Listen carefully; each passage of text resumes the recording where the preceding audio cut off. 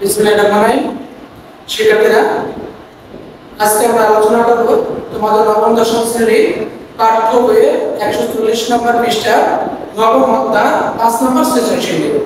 কোন নম্বরে বলছে আমরা উপযুক্ত তথ্যতে মূলধন জাতীয় প্রাপ্তির পরিমাণ নির্ণয়। মূলধন জাতীয় প্রাপ্তির পরিমাণ নির্ণয়। মূলধন জাতীয় প্রাপ্তি হলো তিনটা। মালিক মূলধন দিলে, পুরাতন কোনো সম্পদ বিক্রি করলে, আর ব্যাংক থেকে ঋণ গ্রহণ করলে। দেখো এই অঙ্কটার মধ্যে কি কি আছে? প্রথমে আছে মূলধন। তাহলে আমরা লিখতে পারি মূলধন আছে 1,85,000 টাকা। মূলধন আছে 1,85,000 টাকা। আর একটা আছে ব্যাংক ঋণ আছে, ব্যাংক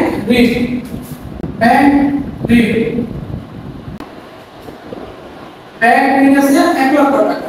ব্যাংক ঋণ আছে 1 লক্ষ টাকা। আমি কি বলছি? তিনটা কথা বলছি। মূলধন জাতীয় প্রাপ্তি হলো তিনটা। মালিক মূলধন দিলে অথবা মূলধন কোনো ব্যাংক থেকে কোনো ঋণ গ্রহণ করলে আর পুরাতন কোনো সম্পদ বিক্রি করলে। এই অঙ্কটার মধ্যে পুরাতন কোনো সম্পদ বিক্রি করে নাই, শুধু একটা আছে মূলধন আর একটা আছে ব্যাংক ঋণ। এই দুটো যোগ করলে আমার মূলধন জাতীয় প্রাপ্তি শেষ। এই দুটো যোগ করলে 2,85,000 টাকা। 2,85,000 টাকা সমাপ্ত যেত। এই সমাপ্ত এইটা হলো আমার মূলধন জাতীয় প্রাপ্তি। 5 নম্বর সৃজনশীলের 1 নম্বরে মূলধন জাতীয় প্রাপ্তি। মূলধন জাতীয় প্রাপ্তি হয় তিনটা। মালিক মূলধন দিলে, পুরাতন কোনো সম্পদ বিক্রি করলে, আর একটা হলো ব্যাংক থেকে ঋণ গ্রহণ করলে। এই অঙ্কটার মধ্যে আছে দুইটা, মূলধন আর হলো ব্যাংক থেকে ঋণ। ব্যাংক ঋণ এই দুটো যোগ করলেই হয়, এটা আছে 1,85,000 টাকা। মূলধন আছে 1,85,000 টাকা। ব্যাংক ঋণ আছে 1 লক্ষ টাকা। এটা যোগ করে তাহলে 2,85,000 টাকা। এই হলো আমার মূলধন জাতীয় প্রাপ্তি।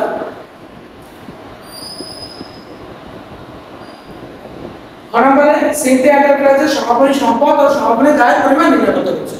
সমাপনী সম্পদ ও সমাপনী দায়। দেখো আমরা বলতে আছি 5 নম্বর সৃজনশীলের খ, সমাপনী সম্পদ ও দায়ের পরিমাণ নির্ণয়। সমাপনী সম্পদ ও দায়। তাহলে আমরা লিখতে পারি প্রথমে সমাপনী সম্পদ।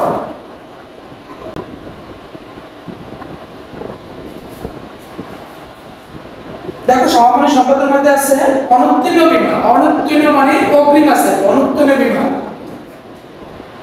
প্রথমে আছে অনুত্তীর্ণ বীমা। অনুত্তীর্ণ বীমা আছে 10,000 টাকা। এগুলো চলতি সম্পদ। অনুত্তীর্ণ বীমা কয়টা আছে? সঞ্চয়পত্র 1 লক্ষ টাকা।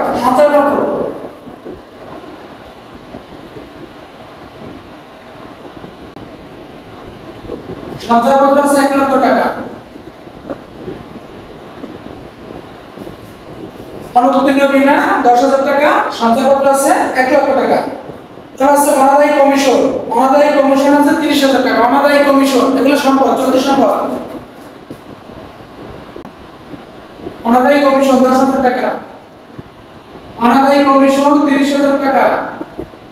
অনাদায়ী কমিশন আছে প্রাপ্য হিসাব। প্রাপ্য হিসাব 25,000 টাকা। প্রাপ্য হিসাব 25,000 টাকা। এই চারটাই আছে আমার সমাপনী সম্পদ। সমাপনী সম্পদের মধ্যে অনুত্তীর্ণ বীমা আছে 10,000 টাকা। সঞ্চয়পত্র আছে 1 লক্ষ টাকা। অনাদায়ী কমিশন আছে 30,000 টাকা। আর প্রাপ্য হিসাব আছে 25,000 টাকা। এগুলো সব যোগ করো। 1,65,000 টাকা। 1,65,000 টাকা সমাপ্ত যেত। সমাপনী সম্পদ 1,65,000 টাকা। আর আছে সমাপনী দায়। বলে কি সমাপনী দায় নাই?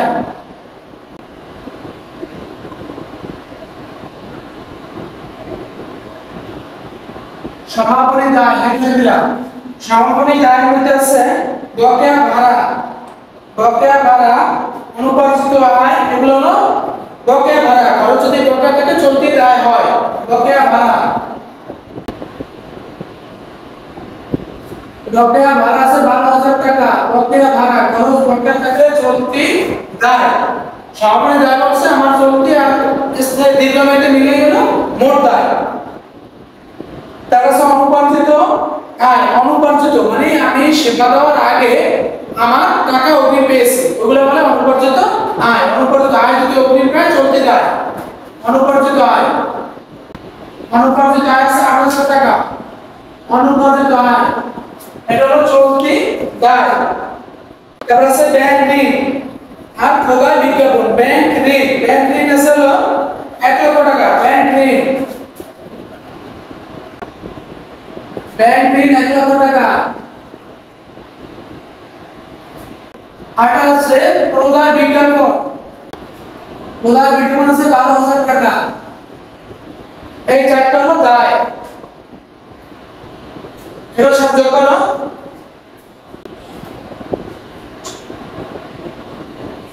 এর সব যোগ করলে 1,32,000 টাকা। সমাপ্তি যোগ দাও। এলো সমাপনী দায়। আমার ঘটনায় বলছে সমাপনী সম্পদ ও সমাপনী দায় পরিমাণ নির্ণয়।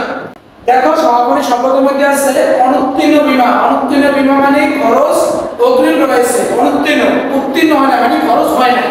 বীমা দিছিলাম তা খরচ হয় নাই, তার জন্য সম্পদ। খরচ যদি অগ্রিম থাকে চলতি সম্পদ। সঞ্চয়পত্রের বিনিয়োগ এককতা 1 লক্ষ টাকা। সঞ্চয়পত্র এটা সম্পদ। হলো দীর্ঘমেয়াদী সম্পদ অথবা স্থায়ী সম্পদ বলে।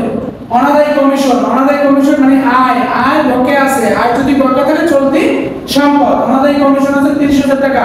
এটা সম্পদ। প্রাপ্য হিসাব চলতি সম্পদ আছে হলো 25,000 টাকা। এই চারটা যোগ করলাম পাইলাম 1,65,000 টাকা। এই হলো আমার সমাপনী সম্পদ। তারপর আছে সমাপনী দায়। আমার সমাপনী দায় আছে বকেয়া ভাড়া। বকেয়া খরচ যদি বকেয়া থাকে চলতি দায়। বকেয়া ভাড়া আছে 12,000 টাকা। অনুপার্জিত আয়। সেবা দেওয়ার আগে আমাকে অগ্রিম টাকা দিয়েছে, ওইটার বলে অনুপার্জিত মানে আমার সেবা দেওয়ার আগে টাকা পেয়েছি। অনুপার্জিত আয় এগুলো চলতি দায়। অনুপার্জিত আয় আছে 8,000 টাকা। ব্যাংক ঋণ হলো দীর্ঘমেয়াদী দায়।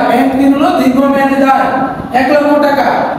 আর এটা আছে প্রদায় বিজ্ঞাপন মানে প্রদায় বলতে বকেয়া থাকা। বিজ্ঞাপন বকেয়া আছে। খরচ যদি বকেয়া থাকে চলতি দায়। আয় যদি অগ্রিম পায় চলতি দায়। তারপর 12,000 টাকা। এই দুটো সব যোগ করলাম পাইলাম 1,32,000 টাকা। এই হলো আমার সমাপনী সম্পদ আর এই হলো আমার সমাপনী দায়। আশা করি তোমরা অঙ্কটি বারবার করবা, তাহলে এই ধরনের অঙ্কে কোনো সমস্যা থাকবে না।